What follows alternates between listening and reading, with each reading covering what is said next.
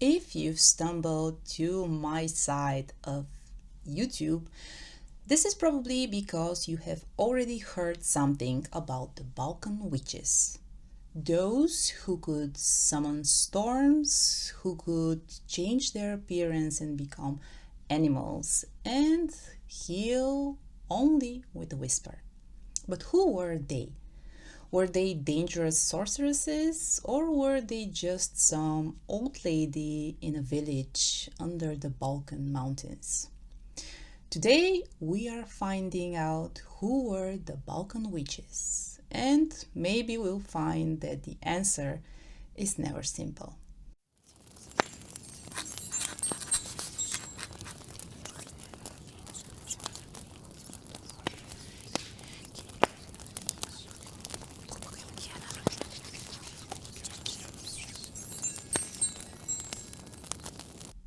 Is there such a thing as the Balkan witch or a Balkan witch? The answer is not definitive, but we'll have to find it for ourselves. The Balkan Peninsula is a large place, and we have different regions with different languages and many different ways of naming a person who is performing, doing, practicing magic. We have only in Bulgarian we have Veštica, Znacharka, Čarodejka, Bilkarka. All of these I'm listing in feminine form, but in reality there were men as well who used to do those things. But what does define being a witch? Nowadays we seem to pile up everything under this term, but the truth is this was never one simple thing, and in many cases it meant different things for different people throughout different times. I hope that this does make sense. The concept is the main difference between all those people is not that they use magic, this is what links them, but why do they use magic and how. Their function is what differentiates them. Traditionally, a witch is not something that is nice to be called, just like in many places, but it's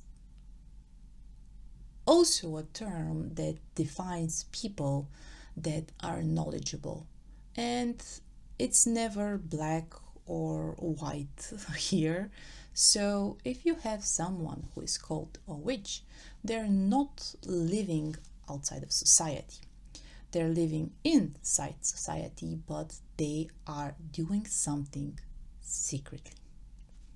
People might know, people might be using their skills, but they're doing something secretly. And in traditional society, doing something behind closed doors is not considered being very good. Why? Because it's considered that you're not doing something that's of value for the community.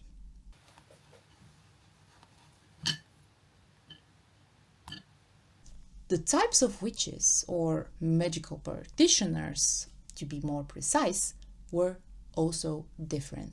So we have this distinction for somebody who deals with herbs to somebody who deals with calling the spirits of the dead for divination on the two sides of the spectrum, and everything else in between, and this is from antiquity up until nowadays. So we have many different names of many different magical practitioners. And I don't know if you know this, but the languages on the Balkans are quite different and have been so for a long time.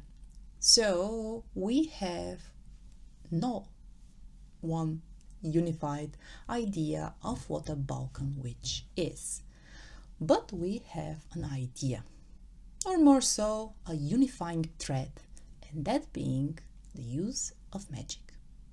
Now, that sounds quite vague. I know. But you have to understand that here in our region, those things are very much alive. So to this day, we have grown in a culture where somebody who possesses magical abilities, it's not something out of order. It's not something out of the ordinary as well.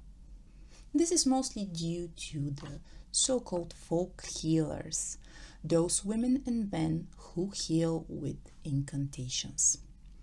It is a whisper, it is a spell that the healer pronounces under their breath over the person. And of course, there are different types of people who do this and who are perceived as folk healers. Yes, there are those who just do the incantations, but there are also those who do healing with herbs as well. There are those who would fix a broken arm and those who would heal a snake bite. Overall, they're all connected with this idea that they are using supernatural forces in order to do their work. The overall assumption of those healers is that they're doing all of their work with the aid of God or of Christian or Muslim holy figures. And here is the stark difference between the Balkan healer and the Balkan witch, as a person who is doing magic for their own purpose. And yes, you did not hear me say a person who is doing malevolent magic, because that's the difference here, and I think in most of folk magic. Folk magic becomes witchcraft when it's not aimed when it's not done for the benefit of the community. And witches in our culture are those people who want to do magic only for their own benefit. Now, this is slowly changing, and we have had New Age ideas and current day ideas reach us, but the traditional idea is this: healers help, witches don't. Among the people who do magic are also the ordinary people. And yes, they don't consider themselves to be witches. They don't do it under the label of being witches. But this is the magic that helps you protect yourself and your loved ones,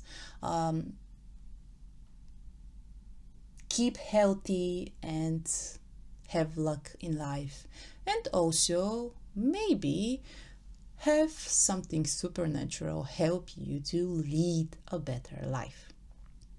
Truth be told, for the longest part, magic has been just a regular part of everyday life. And in many places here, it still is. We still have our folk healers, we still have our witches that are sought after from those who need their services. And we still have people that are doing ordinary, simple, everyday magic in order to help their own family and themselves thrive in this life. Part of those are the seasonal celebrations. Those are rites that are full with symbolism and magical activities, and those are celebrations that are still performed to this day from all of the people that inhabit the Balkans. In the same manner, you have the Ancestor veneration, going to the grave, standing to the souls of the dead. You have different types of protection of the house, of the family, of your own self. For instance, the Nazar eye being one of them. Or you see a lot of people wearing red thread around their hand, or even wearing the religious symbols of their faith. Overall, here on the Balkans, we still have a living tradition. There are still women in the villages who pass down their knowledge to people of their choice. Nowadays, it's not strictly in the family because not everyone is willing to take up such an important task, and many of the people deem it's pointless, it's stupid even. So many healers will resort to transferring their knowledge to people that are outside of the family. This is done so that tradition is not broken. Most of the Balkan witches remained nameless. They were members of the community who did some healing, did some spells, but did not remain with their name. Actually, in tradition, it is customary to refer to people who had some form of magical abilities, not with their name, but with the place they're from. So, the witch from whatever village, the healer from whatever region. And this is how they are still known to this day. Balkan witches don't belong to the past. They're still here, living among us. And some of them are even doing interviews for television, like the famous Romanian Roma witches. Truth be told, there might be a Balkan witch sitting next to you. It's just that they don't wear pointy hats and they live their life just like everyone else. The only difference being that they can use magic in order to change the course of their lives and of the lives of those around them. Throughout history, the image of the Balkan witch and the deeds attributed to them has captivated our imagination, and it still does. Whether we meet them or not, whether we are them or not, remember, keep the magic alive.